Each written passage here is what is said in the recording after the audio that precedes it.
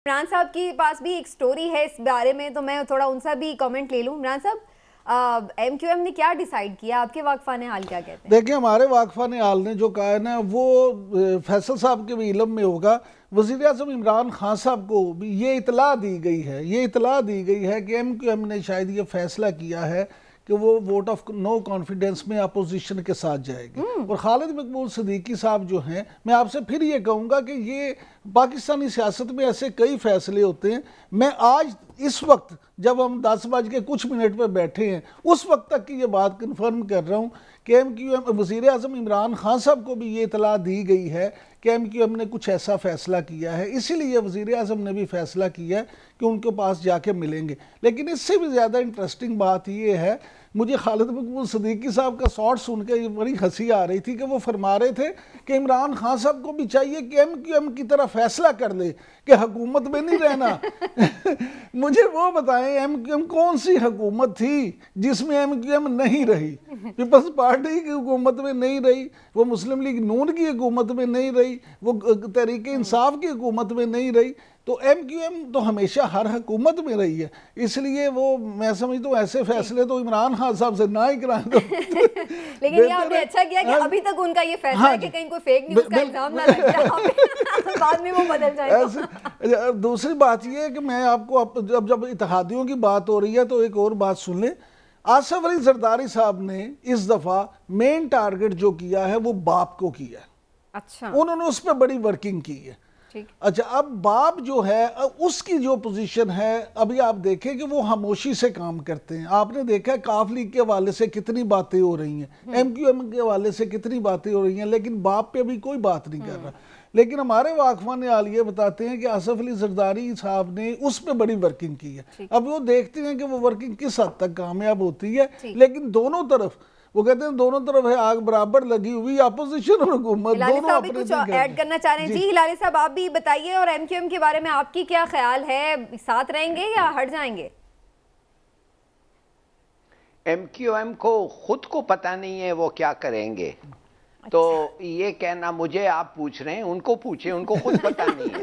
अच्छा, मैं आपको आपको मैं एक चीज़ बताना चाहता हूँ, ख़ासतौर फैसल साहब, ये एक बड़ा डिस्टर्बिंग रूमर पता नहीं है कि नहीं, कि शफकत महमूद ने कहा है कि कोई लगता है ऐसा है कि कोई बैरूनी प्लॉट है इमरान खान के गवर्नमेंट के ख़िलाफ़, और ये इसके बारे में शायद प्राइम मिनिस्टर कल पब्लिक मीटिंग शायद हो रहा है उनका, शायद उस पर कुछ बात करें, पता नहीं ये सच है कि नहीं। जी, मगर एक चीज़ मैं आपको बता दूं, एक चीज़ मैं आपको ज़रूर बता दूं, ये जो मुशर्रफ को और बीबी को ये जो लाए गए और बाद में ये टपक आया नवाज शरीफ भी सऊदी अरेबिया से, मैं समझता हूं कि वो टीम जो है बाइडन की, डेमोक्रेटिक टीम जो है, वो अभी तक इट्स इन एग्जिस्टेंस, वो खुद वो हैं, और मेरे ख्याल में शायद बाइडन से भी राब्ता रखते हैं।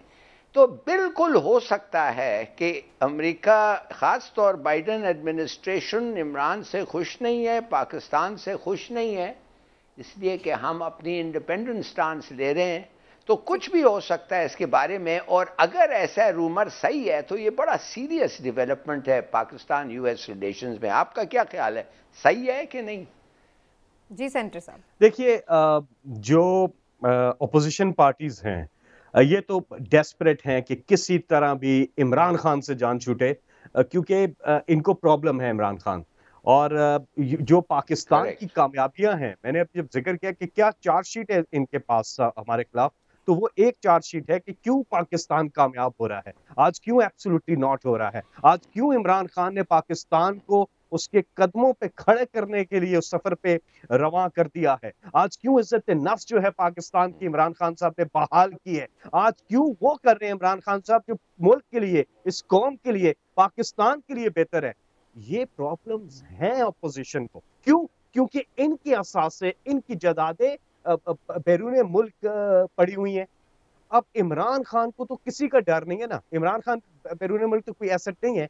जिस हुक्मरान के बाहर एसेट पड़े होते हैं वो सारा वक्त गुलामी की में टाइम गुजारता है।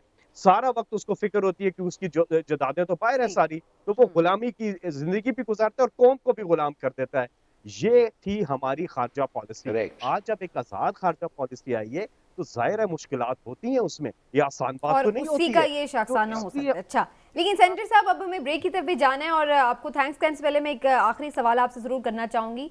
लोग ये भी बात कर रहे हैं कि अगर परवेज इलाही को ऑपोजिशन वजारत आला ऑफर कर रही है तो ये काम पीटीआई भी तो कर सकती है, उनको इसी टर्म में बाकी का टर्म के लिए उन्हें बना दिया जाए तो ये हो सकता है। तो क्या ऐसी कोई ऑफर पे गौर हो रहा है, ऐसा आप लोग सोच सकते हैं या बिल्कुल ये खारिज इम्कान है?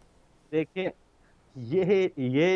ये जो ऑफर होती है, ये जो डील होती है, ये जो चीजें होती हैं, ये अजीब किस्म का सिस्टम है, अजीब सिस्टम है ये। मतलब क्या, आपको मैंने मिसाल दे के बताया है कि हमें किसी किस्म की कोई चीज, यानी कि वो कहते हैं ना बार्गेन करो, वो तो डेस्परेट जो है उसने बार्गेन कर रहे हैं। हम जो हैं, हमारे इत्तेहादी एक मखलूत हुकूमत है और जब भी मौका आया उन्होंने हमारा साथ दिया।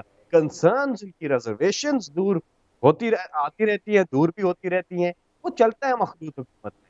लेकिन ये जो पूरा एक सिस्टम जो है ना, ये समझ में नहीं आ रहा है, ये नहीं चलता है, हमारे जैसे मुल्क में नहीं चलता, ये सिस्टम बिल्कुल भी नहीं चलता है।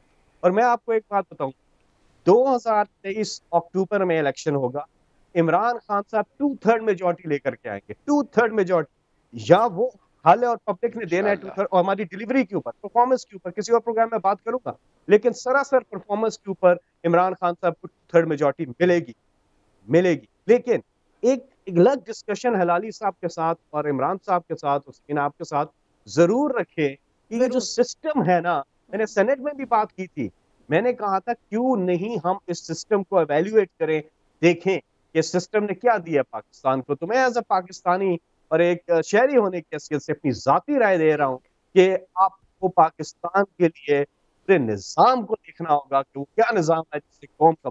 बिल्कुल ठीक है जनाब, फैसल साहब इस पे तय हो गया। बल्कि उस पे आपको स्काइप पे नहीं लेंगे, आपको सेट पे साथ बुलाएंगे ताकि खुल के डिस्कशन हो और बगैर किसी इंटरप्शन के और किसी टेक्निकल मसले के। Thank you so much senator साहब, आज आपने वक्त दिया हमें और इंशाल्लाह आपसे फिर राब्ता रहेगा। बहुत शुक्रिया आपका। तो जनाब सेनेटर फैसल जावेद की गुफ्तगू आपने सुनी। एक छोटा सा नाज़रीन ब्रेक लेते हैं, वापस आते हैं तो कुछ मजीद भी गुफ्तगू करेंगे पॉलिटिकली भी, और उसके साथ साथ ये भी बात करेंगे कि जो दहशतगर्दी की लहर है उसके हवाले से कुछ नई चीज़ें सामने आई हैं, उस पर भी बात होगी। ब्रेक के बाद हमारे साथ।